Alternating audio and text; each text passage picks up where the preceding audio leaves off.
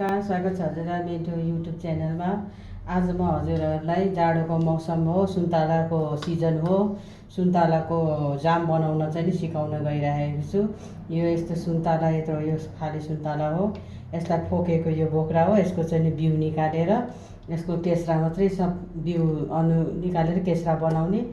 1 kilo सुन्तलाको केस्रा हो यो।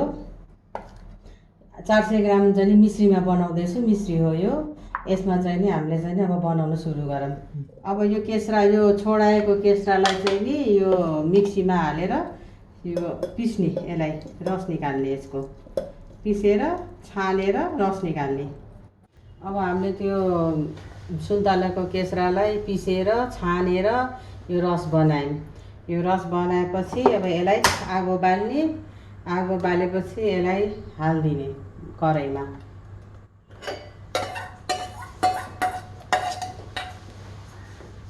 कराईमा हाल्ने अनि साथसाथै यो 400 ग्राम मिश्री पनि हालिदिने।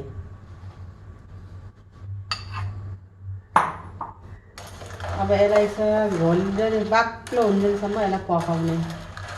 राम्ररी यो मिश्री पनि घुल्छ अनि राम्ररी बाक्लो हुन्जेल पनि यसलाई पकाइराख्ने। अनि अलिअलि बिचबिचमा चाहिँ नि यसो हेर्दै चलाउँदै जाने। अब यस्तै गरी चाहिँ नि बिचबिचमा चलाउँदै राख्नु होला। मैले आज यो मिश्रीमा बनाएको छु। हजुरहरूलाई मिश्रीमा मन परेन भने चिनीमा पनि बनाउन सक्नुहुनेछ। तर चिनी भन्दा मिश्री चाहिँ नि गुडकारी हो जस्तो लाग्छ मलाई।